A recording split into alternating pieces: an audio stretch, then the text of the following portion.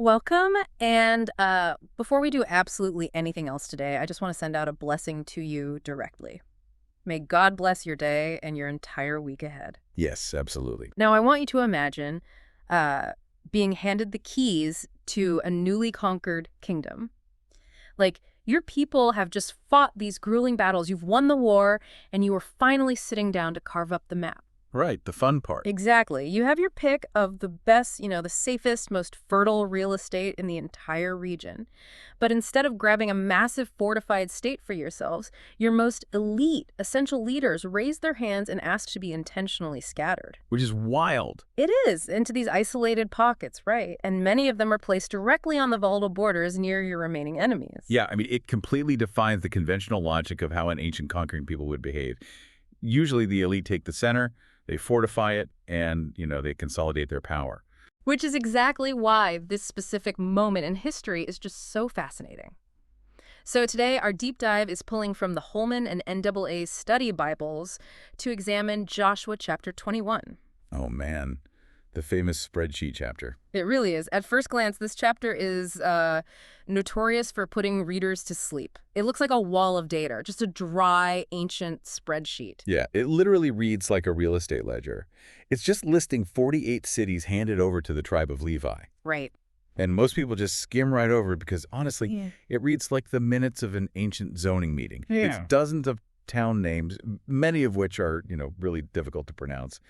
And they're just being assigned to the various family groups. But the mission for this deep dive is to look past that spreadsheet. We want to uncover how this seemingly tedious list of towns actually reveals an ancient masterclass in strategic placement, a brilliant method for removing human bias from politics, and a sweeping conclusion about fulfilled promises.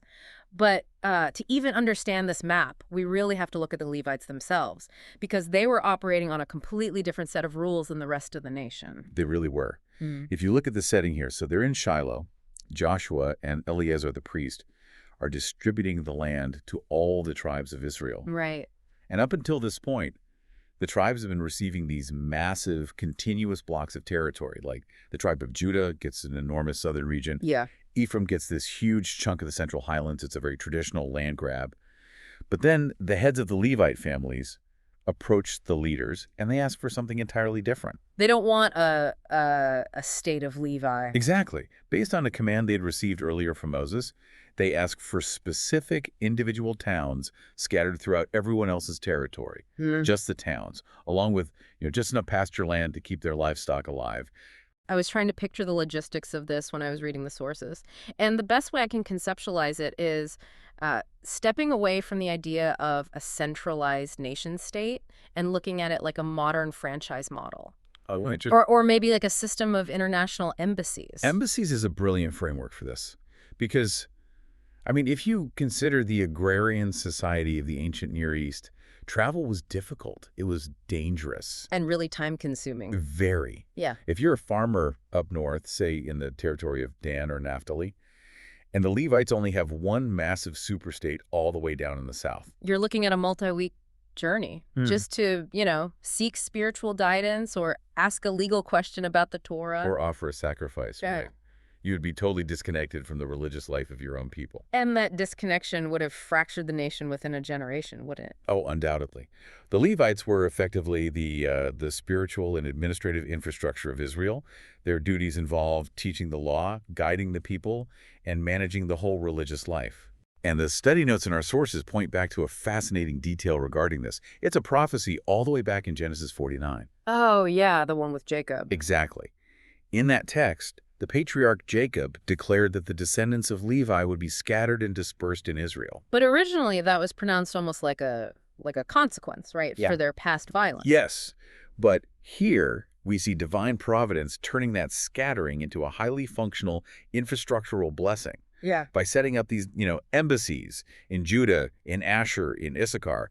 Every single tribe, no matter how remote, had direct local access to the priesthood. So it wove the Levites into the daily functional fabric of the entire nation. Perfectly stated. So, okay, the strategy makes perfect sense on paper. You distribute your teachers and your spiritual leaders so everyone has access. But the implementation of this sounds like an absolute logistical nightmare. You are dealing with human nature here. You have 48 cities, and some of these are going to be lush, beautiful agricultural hubs, and some are going to be, well, dusty outposts in the desert. Oh, for sure. Very different property values. Exactly. So if you have to assign your most elite group of people to these highly varied locations, how do you do it without sparking an immediate civil war over who gets the prime real estate? Well, the ancient solution to that problem was to remove human choice entirely. The text explicitly states that the Israelites used lots to divide these cities among the four main branches of the Levi families. Okay, I have to pause you right there. Because whenever I hear the phrase casting lots, I imagine ancient leaders essentially rolling dice in a back Or room. throwing the dice on the table. Right. Are you telling me they decided the fate, the geography, and the national security placement of their religious leaders by, like, rolling the dice? Oops, you rolled a 3, pack your bags for the desert outpost. It does sound incredibly precarious to our modern sensibilities, I'll give you that. But we really have to understand the cultural and theological context of what casting lots actually meant in the ancient Near East. Okay. And specifically for Israel, the study notes provide crucial insight here. They weren't using this as a game of chance or, gambling. They were utilizing the Urim and Thummim. Right, the Urim and Thummim. I've heard that phrase, but let's get into the mechanics of that. What actually were they? How do you use them to assign 48 cities? So while the historical record doesn't give us a perfect physical description, scholars generally believe the Urim and Thummim were tactile objects. Like stones. Yeah, perhaps distinct stones or gems. And they were kept in a specialized pouch on the breastpiece worn by the high priest. Okay, so he's carrying them around. Right. And when a major national decision needed to be made that required divine input, the priest would essentially draw these stones. Depending on how they were drawn or how they fell, it provided a binary answer, like a yes or no, or designated a specific choice among a set of options. So it's a physical action, right. But the belief is that the outcome is entirely controlled by a higher power. Exactly. Proverbs 16 actually summarizes this ancient worldview perfectly. It says, "The lot is cast into lap, but its every decision is from the Lord." Oh, wow. Yeah. The Israelites believed that while a human hand might reach into the pouch and pull the stone, God himself determined the result. I mean, that is essentially the ultimate anti-corruption tool. It had to be. Imagine the alternative. Right. If Joshua and Eleazar just sat at a drafting table and manually picked who went where, the political fallout would have been disastrous. Oh, absolutely. The tribe of Judah might complain that the Levites took their most profitable trading towns. Right. And within the Levite tribe itself, you'd have intense infighting. The Merarite family might accuse the leaders of nepotism if the Kohathites got the prime real estate while they were relegated to the harsh mountainous regions. You would have lobbying, bribery, endless generational resentment. Exactly. But by using the lots, it transcends human politics. You can't accuse Joshua of playing favorites. You can't bribe Eleazar. Because it's out of their hands. Right. If your family gets placed in a tough, unglamorous city, you have to accept that this was the specific, deliberate placement assigned to you by divine strategy. So if we follow this process, the lots are cast for the four main Levite groups. We have the active priests, the direct descendants of Aaron, and then we have the rest of the Kohathites, the Gershonites, and the Merarites. Right, and those latter three functioned as administrative, musical, and logistical support for the tabernacle. Got it. So the stones are drawn, the assignments are made, and the dust finally settles. And I was thinking about this. If this were truly just random chance, if it were just an ancient dice game, you would expect the resulting map to look totally chaotic. Completely random distribution. Right. You'd expect the active priests to be randomly scattered to the far corners of the map, miles away from where they actually need to be. But when you plot these 48 cities based on the text, you get the exact opposite of chaos. It looks incredibly intentional. It does. The sophisticated pattern that emerges is, honestly, one of the most compelling aspects of this entire text. God's sovereignty through the casting of lots aligns flawlessly with practical geographical necessity. Okay, let's look at the first group. The active priests, the descendants of Aaron, these are the guys who actually have to perform the sacrifices and manage the core religious duties. The frontline clergy, basically. Right. They receive 13 cities, And all 13 just happen to fall in the contiguous territories of Judah, Simeon, and Benjamin. And the geography there is critical. It feels exactly like modern corporate zoning.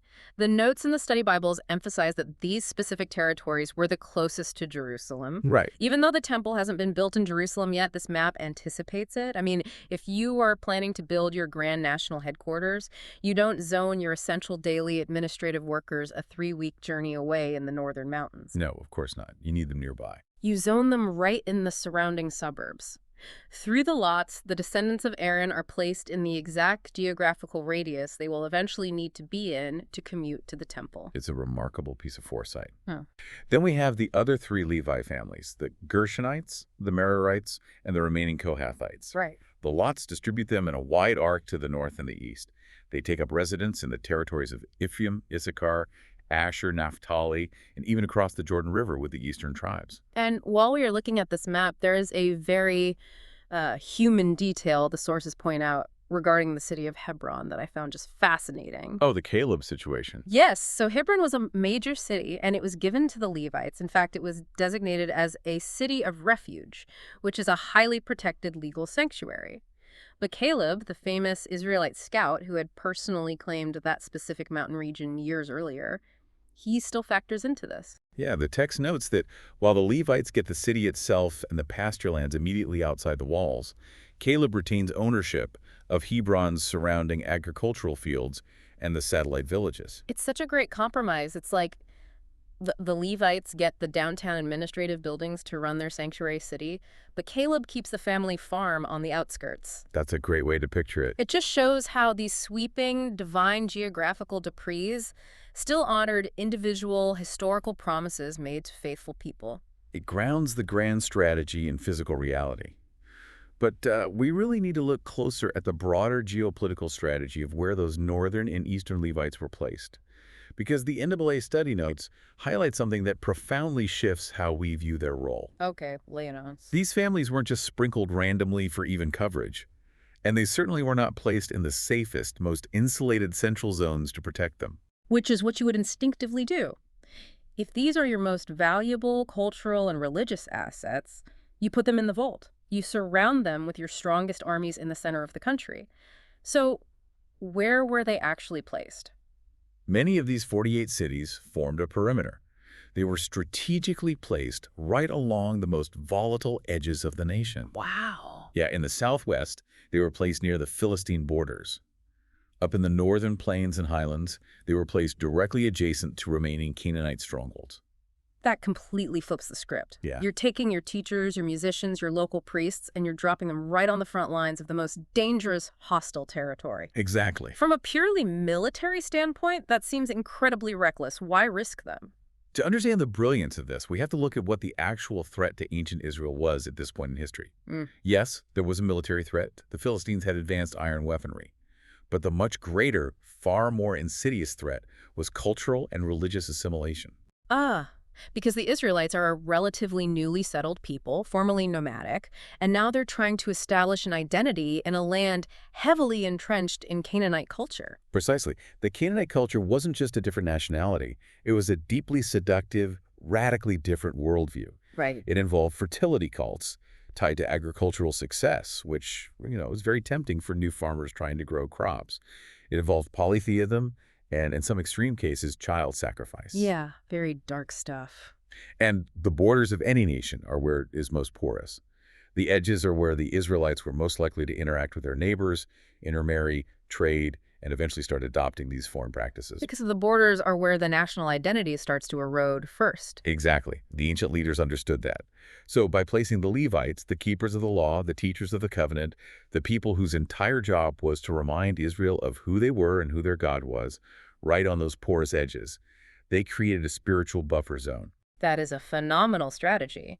They aren't just priests sitting in local shrines. They are a spiritual defense mechanism. Yeah. They are border guards for the soul of the nation, holding the line at the exact geographical pressure points where the culture is most likely to collapse. Their physical geography was inextricably linked to their theological function.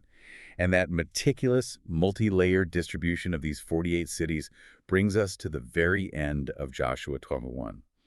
But this chapter doesn't just act as a conclusion to a real estate ledger.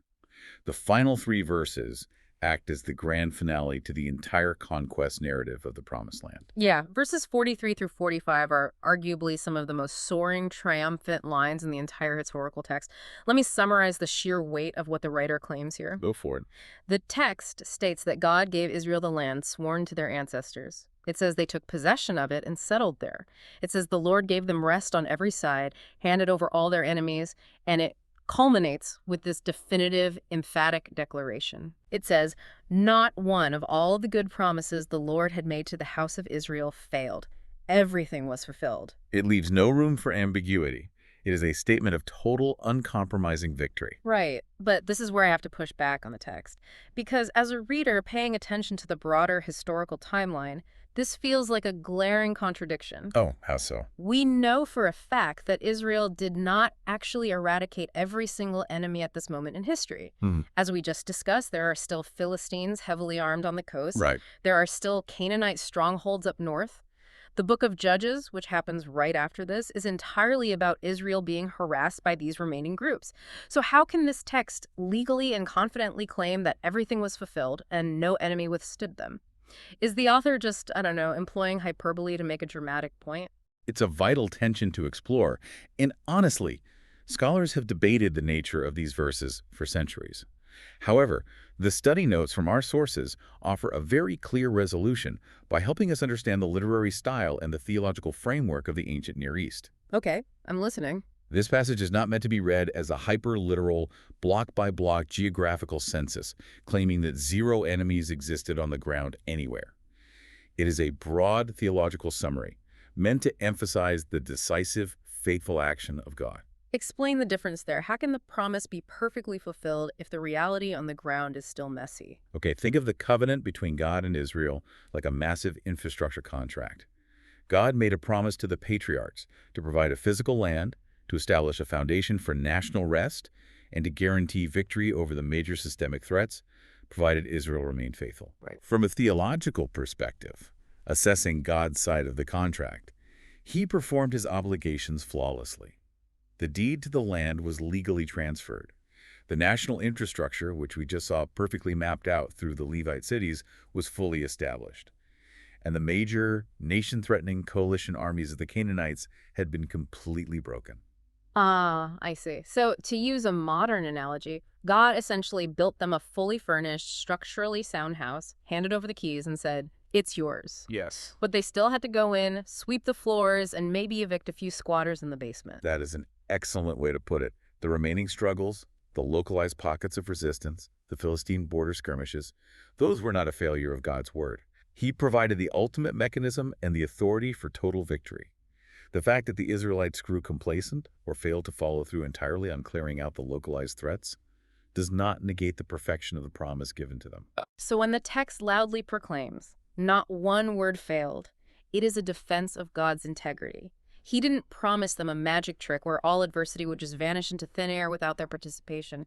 He promised them the land, the framework for peace, and the power to maintain it, and he delivered 100% on that specific promise. And that is the ultimate takeaway the author wants to leave with the reader. It is a profound statement about divine faithfulness across generations. The text is demanding that we look back at centuries of turbulent history, from the seemingly impossible promise made to Abraham, through the brutal centuries of slavery in Egypt, the chaotic wandering in the desert wilderness, all the way to this moment. Despite all the human failure, the chaos, and the delays, God's blueprint was executed without a single flaw. The assignment of these 48 Levite cities is just the final, intricate puzzle piece clicking into place to complete that historical picture. So as we wrap up, let's take a step back and look at the journey we've taken today.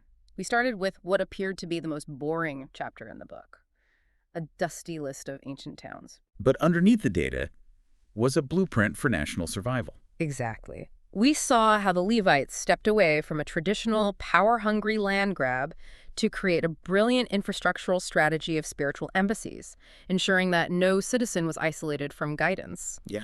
We learned how casting lots with the Urim and Thummim wasn't a game of ancient roulette, but a sophisticated, deeply faithful way to completely remove human bias, politics, and corruption from a volatile decision. Mm. We saw how their strategic placement on the most dangerous borders created an essential cultural buffer zone.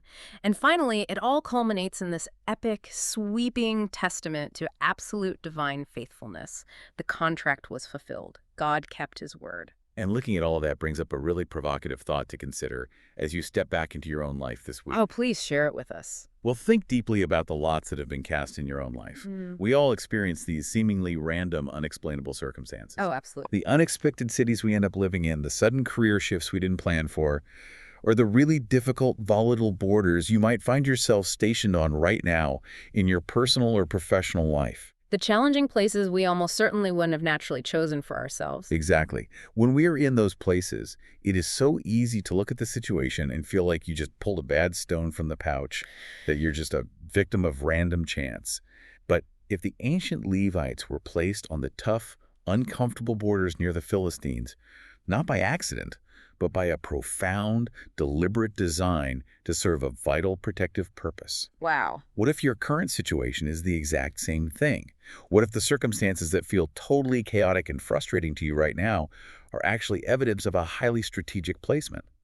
What if you are exactly the buffer, the teacher, or the embassy that is desperately needed right there, right now? Man, that completely reorients how you look at your own map. It turns what feels like a random Tuesday into a highly specific strategic mission. Thank you so much for breaking down this incredible history with us today. Oh, it was my pleasure. And as we say goodbye, just as we started our time together, I want to leave you with this. God blesses all the listeners. Thank you for joining us, and we will catch you next time for another deep dive.